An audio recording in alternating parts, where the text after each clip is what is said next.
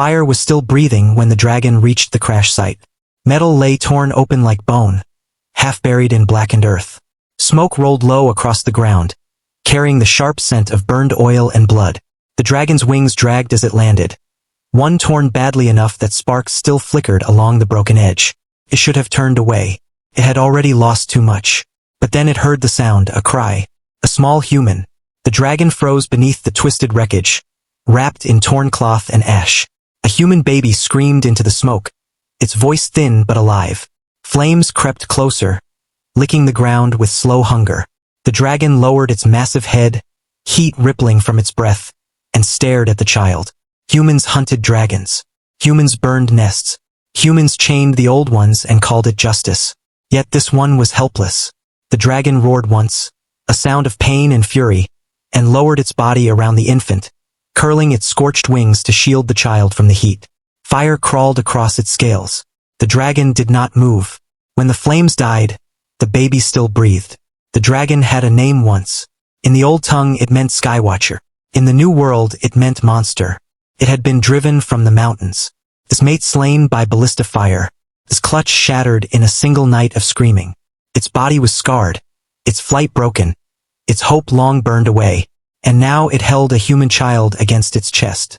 The dragon carried the baby for 3 days. It fed the child warmed water and softened meat, crushing it carefully so the small mouth could swallow. It slept in shallow caves and abandoned ruins, waking at every sound. When the baby cried, the dragon pressed its snout close, humming low until the sound faded. The child did not fear it. The dragon did. Villages lay ahead. Soldiers followed the smoke trails of the crash. The dragon smelled steel and blood long before it heard them. On the 4th night, the dragon collapsed. Its injured wing finally failed. Pain tore through its chest as it fell into a ravine, shielding the baby as stone shattered around them. The world went dark. When the dragon woke, torches burned above.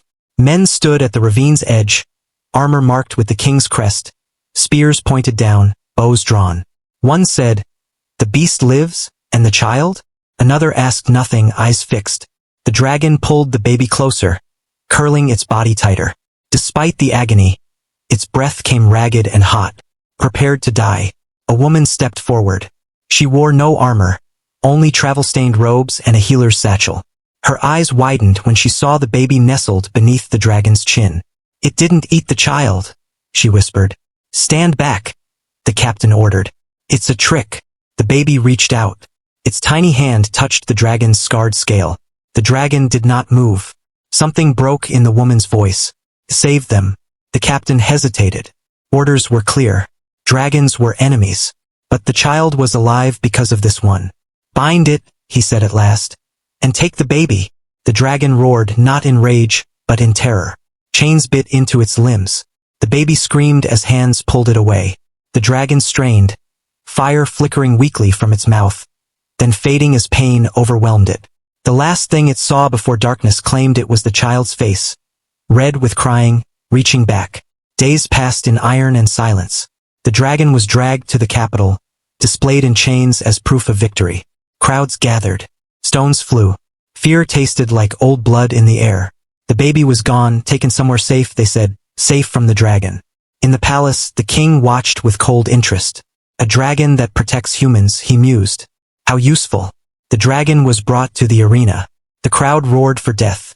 The king raised his hand. Before the blade could fall, a voice cried out, "Stop!" The woman from the ravine pushed through the guards, clutching a bundle to her chest. The baby, alive. She knelt before the throne. This dragon saved the child from fire, fed it, protected it. If it wanted the child dead, it would be. The king studied the infant as it reached toward the dragon, cooing softly.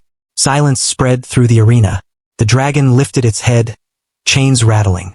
"I will not abandon it," the dragon said, its voice echoing in the minds of all who heard. Gasps rippled through the crowd. The king's face darkened. "Kill them both." The baby laughed.